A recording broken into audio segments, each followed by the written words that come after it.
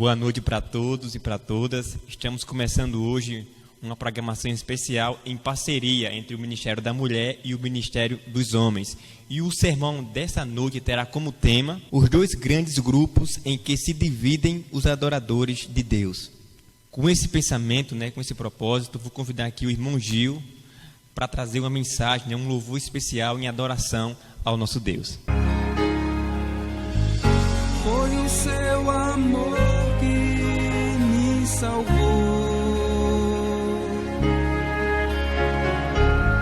Eu não sabia onde ir, você me ensinou.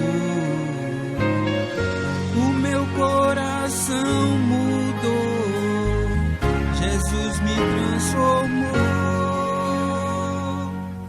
Foi o seu amor que me salvou.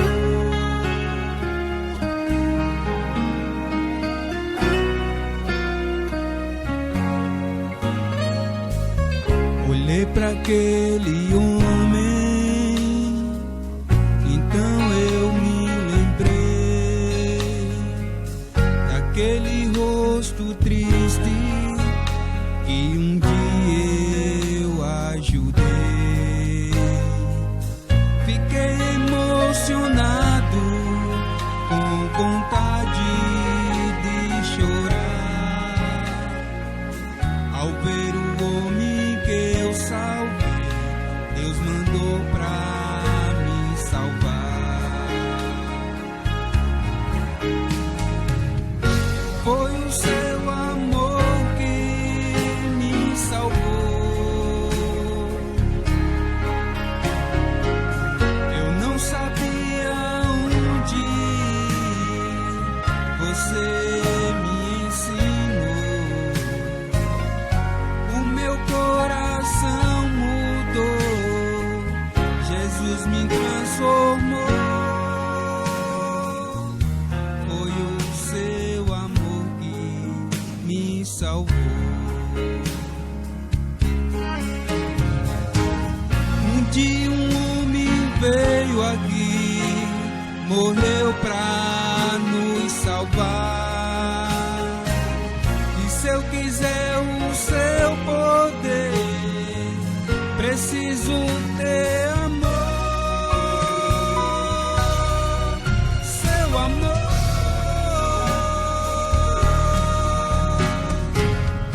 Foi o seu amor que me salvou.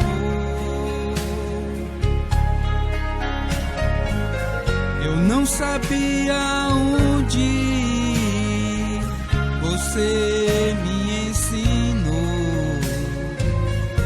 O meu coração mudou, Jesus me transformou.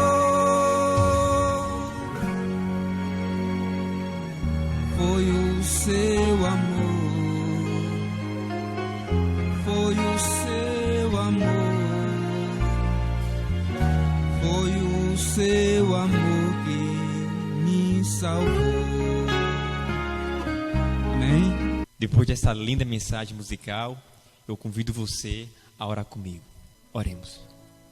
Querido Deus, amado Pai, Criador do céu e da terra, nós te damos graças, Senhor, por tua bondade, por tua misericórdia e pelo teu amor para com todos. Nesse exato momento, te pedimos humildemente que o Senhor venha usar a mensageira da tua palavra, que ela seja um instrumento em tuas mãos e que essa mensagem, ó Pai, possa alcançar todos os corações que necessitam, ó Pai, da tua presença. Desde já, ó Pai, te pedimos humildemente uma bênção especial sobre essa igreja, sobre essa cidade e principalmente, ó Pai, sobre nosso mundo. Permaneça conosco, no doce nome de Jesus. Amém. Boa noite a todos. Para mim é uma grande satisfação poder estar compartilhando o pão da vida, mesmo em meio ao caos que estamos vivendo. Ainda temos a oportunidade de adorar a Deus, de tanto levar como ouvir a sua palavra por meio de plataformas digitais. Então eu convido você que está em sua casa a fechar os seus olhos, para que a gente possa orar antes de meditar na palavra de Deus. Oremos. Senhor Deus maravilhoso Pai, graças te damos, Senhor, pelo dom da vida, pela saúde, pela oportunidade, ó Pai, que o Senhor nos dá de poder ouvir de Ti, de poder falar do Seu amor. Venho te pedir em nome de Jesus que o Teu Santo Espírito possa estar de encontro comigo que estou passando a mensagem e com cada pessoa que está ouvindo. Que tudo que venha a ser dito aqui venha ser unicamente para a honra e glória do Teu santo nome. Em nome de Jesus, amém. Como foi mencionado, nós iremos falar sobre os dois grandes grupos em que os adoradores de Deus se dividem. E antes de falar entrar no texto bíblico, vamos falar com uma pequena introdução. Existem alguns museus espalhados pelo mundo em que são feitas estátuas de pessoas famosas. Mas assim, a estátua é feita em uma proporção de perfeição top, ótima. A perfeição é elevada. Tanto que se você se distrair, você pensa que aquela estátua é realmente aquele famoso. Já na Roma Antiga, o que era que acontecia? Os poderosos mandavam esculpir estátuas suas, para também enaltecer a sua perfeição ao máximo, para que as pessoas pudessem estar sempre vendo eles. Só que com esse detalhe, sem defeito nenhum. Com o passar do tempo, os artistas aplicavam uma espécie de cera nessas estátuas para que nenhuma imperfeição pudesse ser vista. Então sempre era feita essa manutenção nessas estátuas destes poderosos de antiga Roma. Ou seja, era coberto. Se houvesse algum defeito físico desse poderoso, era coberto pela cera. E assim sempre, eles passavam esta cera para que nenhum defeito as pessoas pudessem ver. E é justamente a palavra sincera que vem do latim, que dá origem a esse contexto. Ou seja, o sincero, a palavra sincera, ela dá origem a esse contexto, que é justamente o que vai encobrir e maquiar aquilo. Como as maquiagens que hoje as pessoas conhecem. Muitos usam para cobrir manchas, para cobrir alguma cicatriz. Então era para isso que era usada essa cera. Agora vamos falar sobre algumas seitas da Palestina. Lá nos tempos bíblicos, dentro da religião judaica, existiam algumas seitas que exerciam muita influência na vida dos israelitas. Entre elas, tinha as três mais importantes, mais conhecidas, mais seguidas, que eram dos saduceus, essênios e o farisaísmo. Esta última, por exemplo, era bastante conhecida pelo seu grupo de pessoas que eram adeptos a elas. E isso se consistia no cumprimento rigoroso acerca das leis e das tradições. Eles eram chamados de fariseus, que eram os separados, porque não somente se separava de outros povos, mas como também se separavam dos próprios israelitas. Eles tinham prática bastante cuidadosa, em cada detalhezinho eles tinham preocupação em seguir, eles seguiam tudo à risca. Então por isso que eles eram bastante conhecidos e tinham um grande grupo que seguia os fariseus. Uma das práticas bastante conhecida era quando eles se lavavam para comer, Em hipótese alguma, eles iriam comer sem antes se lavar, ter todo aquele ritual. E outra bastante conhecida, que até hoje é observada, é a guarda do sábado. Eles guardavam o sábado bem à risca, em cada detalhe, para que nada saísse fora do lugar.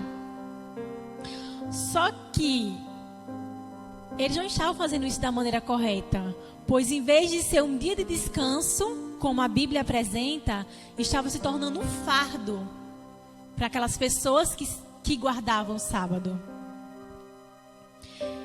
Então, este é o primeiro grupo dos adoradores de Deus, os fariseus.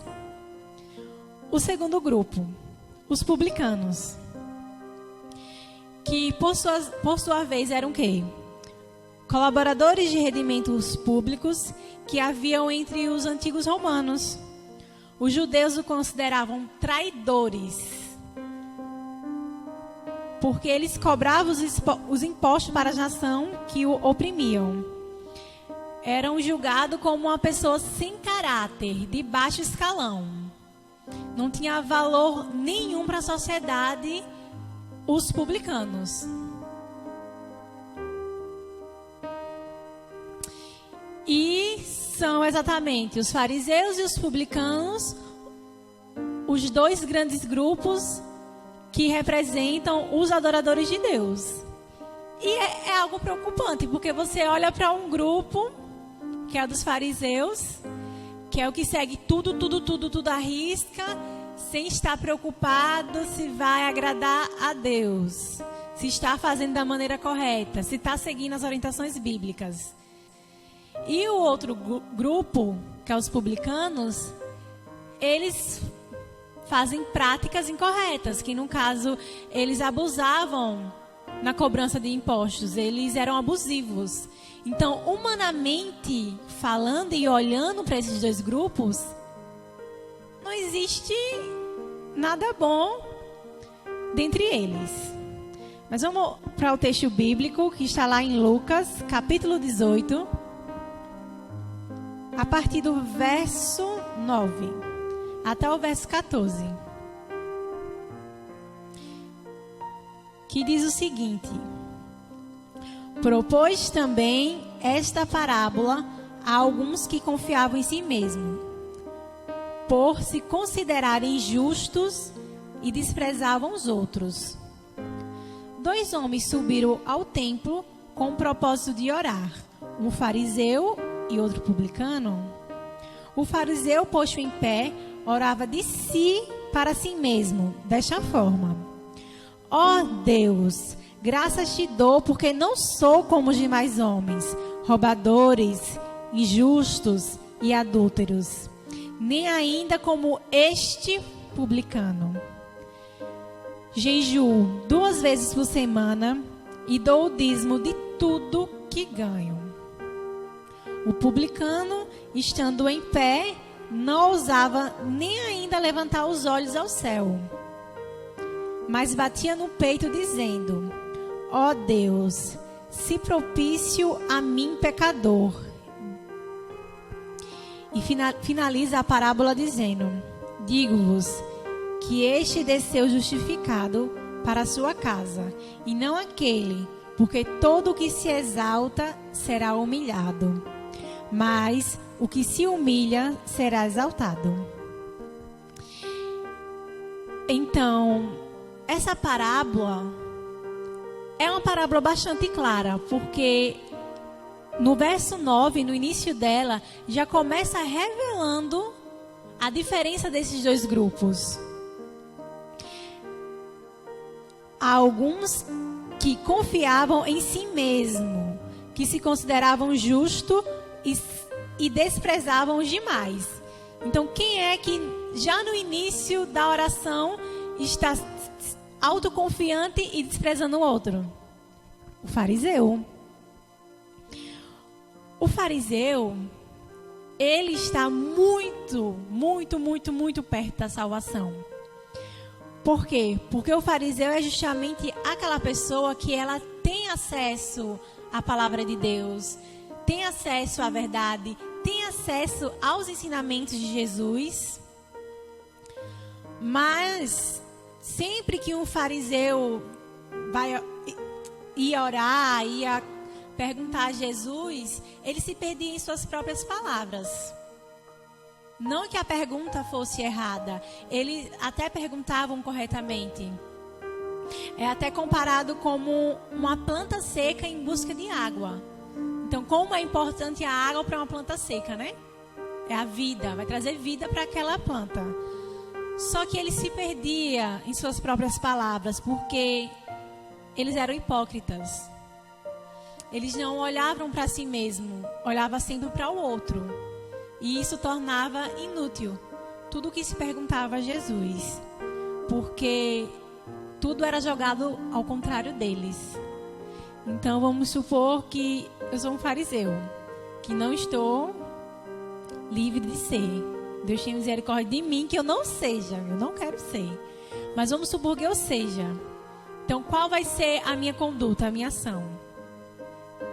Eu oro, eu sou adventista do sétimo dia, guardo o sábado, vou sempre à igreja, leio a Bíblia todos os dias na minha casa. Não roubo, não sou adúltera, eu mesmo não dou ousadia a ninguém.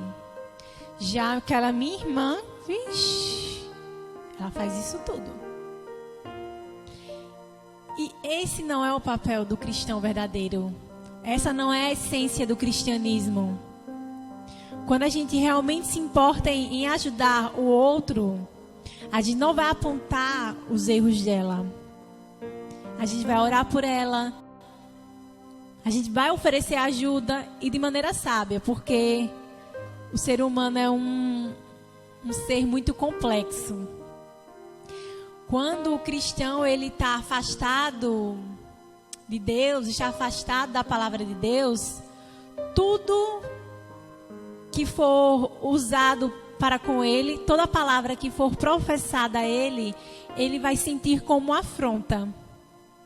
Então, quando a gente vai ajudar alguém que está nessa situação de distanciamento com Deus, a gente tem que pedir sabedoria a Deus, tem que pedir ao Espírito Santo que nos conduza, porque senão o negócio não vai terminar bom. Então a religião que o fariseu praticava era uma religião vazia e hipócrita, tanto no relacionamento com o povo quanto no relacionamento com Deus, pois o fariseu não era sincero com o povo e nem era sincero com Deus.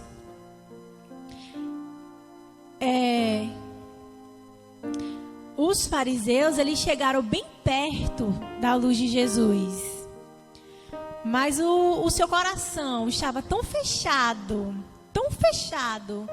em trevas, que a luz de Jesus não pôde chegar até o seu coração. Não que Jesus não seja poderoso, não que Jesus não tenha o poder para transformar, para curar, para salvar, mas porque o próprio fariseu não deu espaço para que Jesus fizesse a obra. Então a mesma coisa é com a gente hoje em dia. Não existe diferença nenhuma. Não adianta eu ir à igreja, eu ler a Bíblia, eu orar, se as minhas orações forem vazias, se as minhas orações forem apenas repetições, é um total engano, porque não vai haver transformação. Eu vou estar fazendo tudo isso à toa. Então, para que a luz de Jesus entre na minha vida, para que a luz de Jesus entrasse na vida daquele fariseu, ele teria que deixar de lado a arrogância, a autossuficiência e se entregar a Jesus.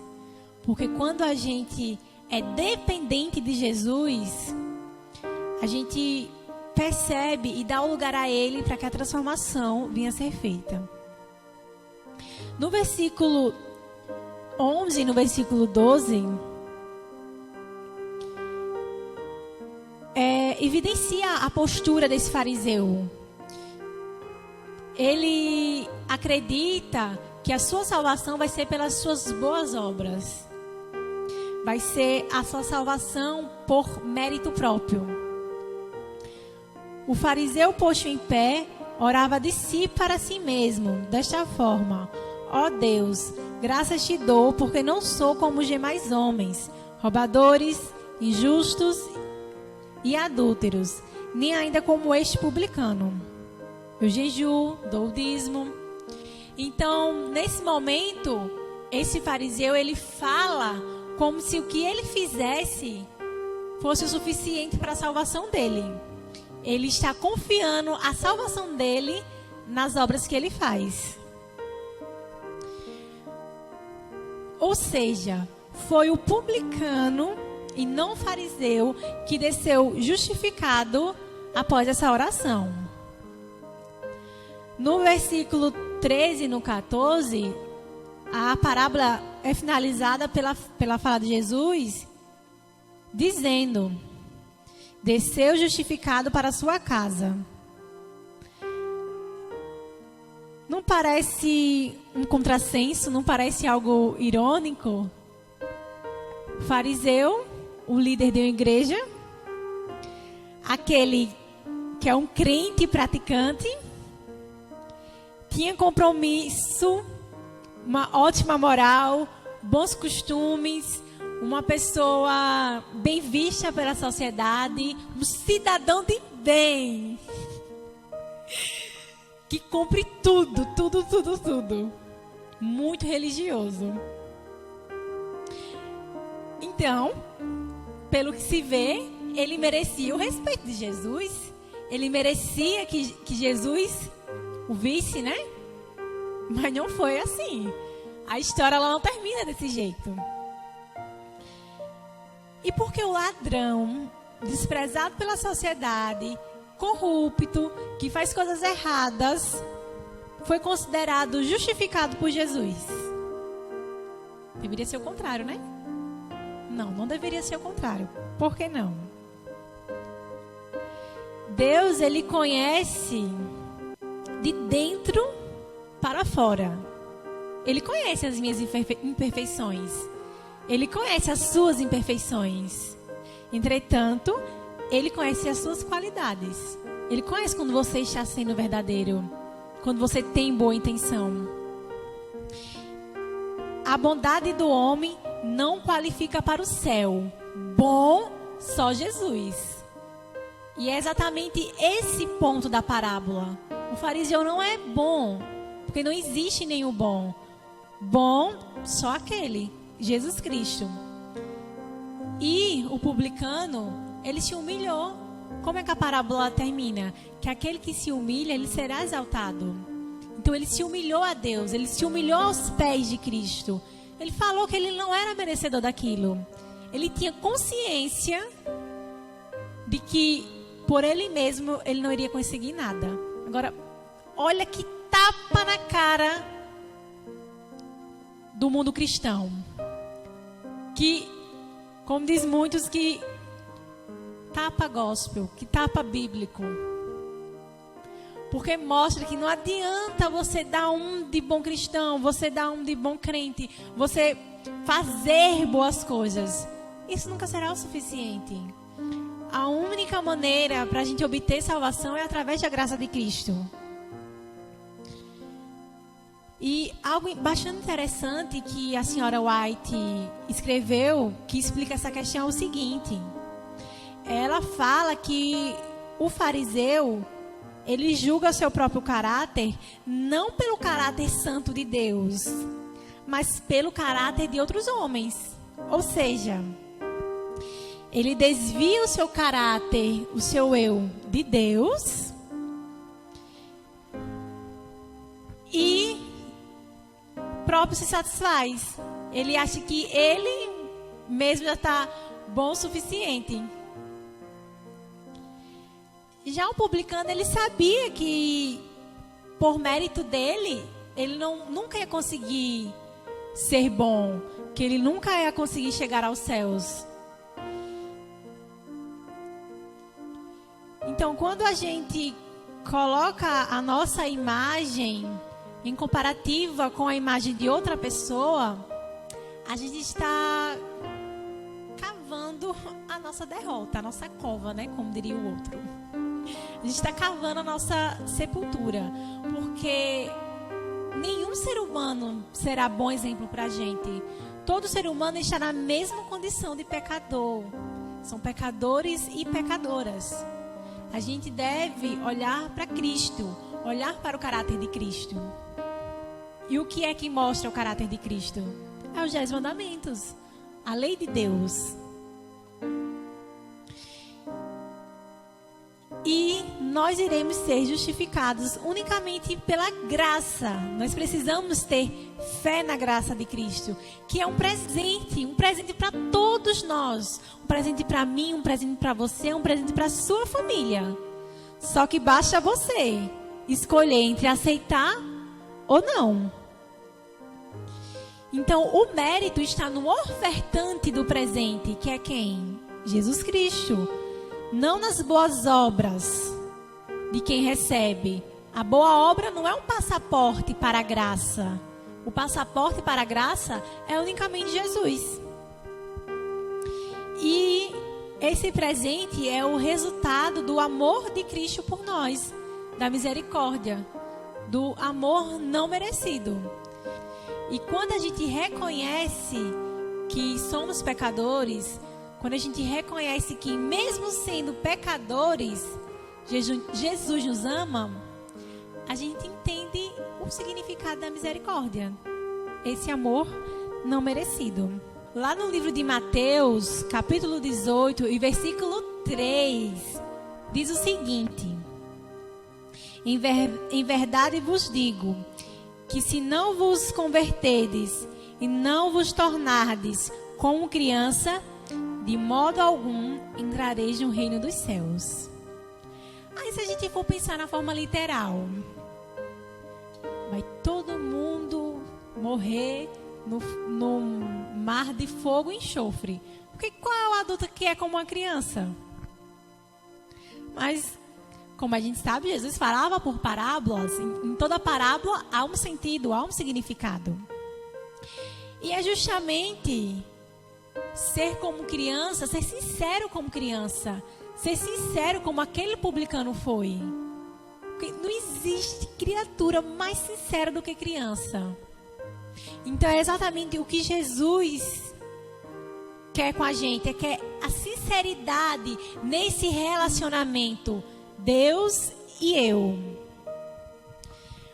Observe que existe uma prática que muito cristão pode fazer todos os dias e errar nisso, errar bastante nisso, que é a oração no final do dia.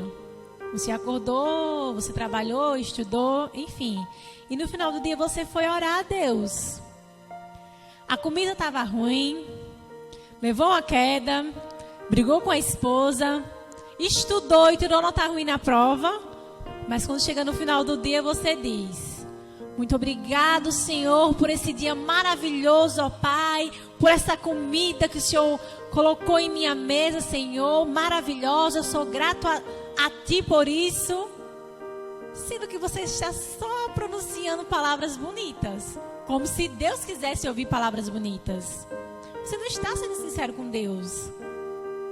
Deus, Ele não quer que você minta para agradá-lo, pelo contrário. A mentira é uma prática bastante abominável. A palavra de Deus diz que o pai da mentira é Satanás. Então, se você mente, você é filho dele. E às vezes a gente peca muito, erra muito, cai muito nesse sentido. A gente se prende num relacionamento com Deus superficial, um relacionamento falso, porque acha que tem obrigação de agradecer a Deus por tudo. Grato nós temos que ser, sim. Nós temos que ter a gratidão em nosso coração. Mas a gratidão, ela vem com o tempo. Ela é como a fé, ela é exercida. Então eu tenho que ter sinceridade com Deus. Dizer: olha, Senhor, hoje o dia não foi tão bom quanto eu imaginava, quanto eu planejava. Estou chateado por conta disso. Estou triste por conta disso, disso. Eu fiz isso de errado, fiz isso. E eu sei que é errado. É isso que Jesus espera da gente. Sinceridade. Não é para você mostrar sua fragilidade para as pessoas, para o mundo lá fora. Não. Porque o mundo, ele julga, o contrário de Deus. Você deve ser totalmente transparente e aberto para Deus, que é o único que vai te ouvir, não vai contar para ninguém e ainda vai dar solução para os seus problemas, vai dar solução para o seu eu. No céu não terá lugar para hipócrita, como estes fariseus. Então, eu tenho que pensar, será que eu estou tendo essas práticas? Será que eu sou um fariseu contemporâneo?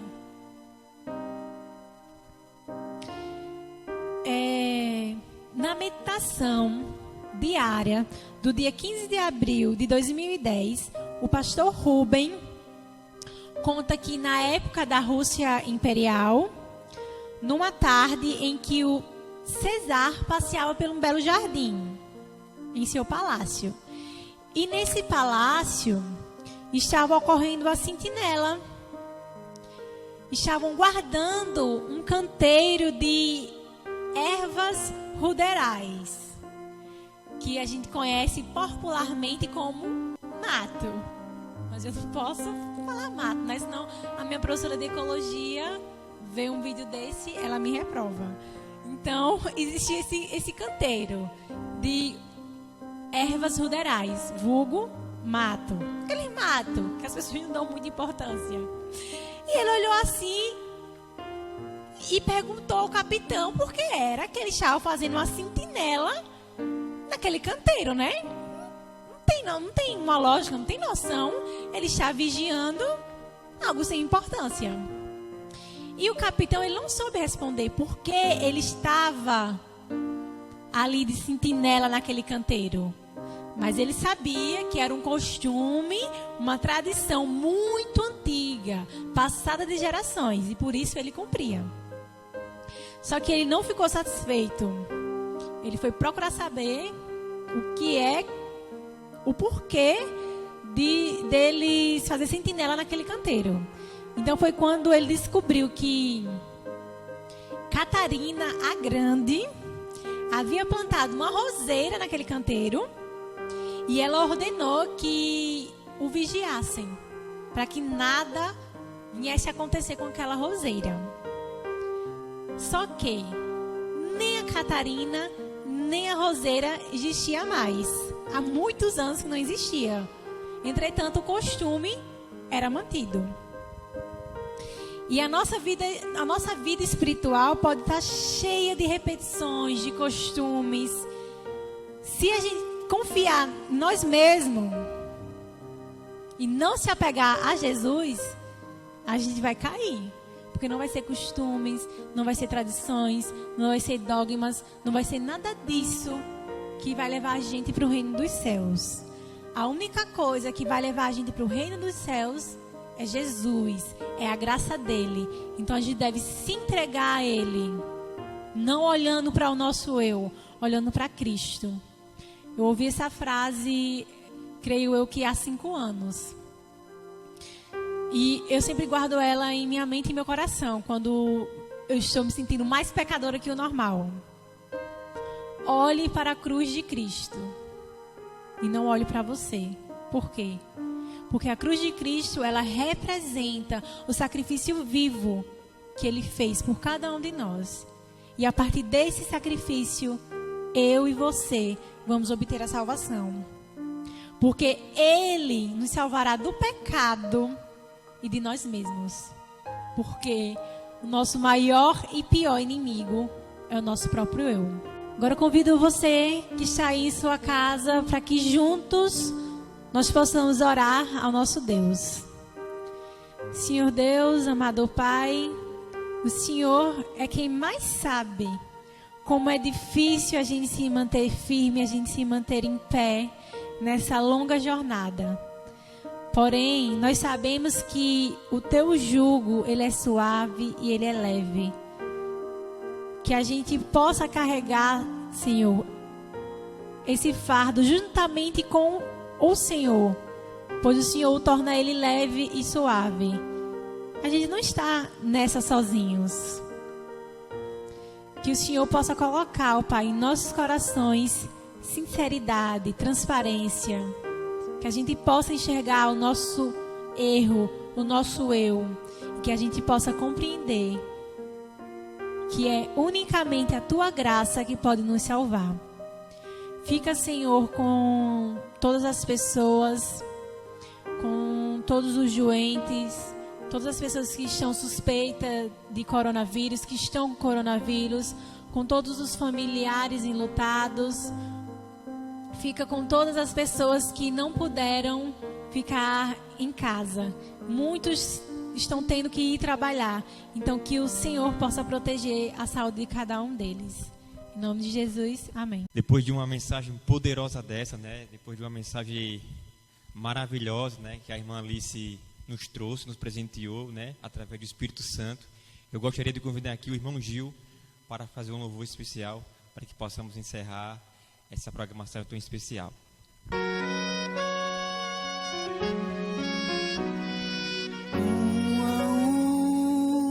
Foi Jessé convocar seus filhos, dentre os irmãos seria o rei. Foi chamar a cada um, menos o mais novo. O trono não seria de Davi, mas se o homem vê só um pastor, Deus enxerga um rei. Mesmo as coisas mais comuns que a vida nos trouxer, e um segundo se transforma pelo seu poder. O pastorzinho de Jessé, Deus tornou um rei.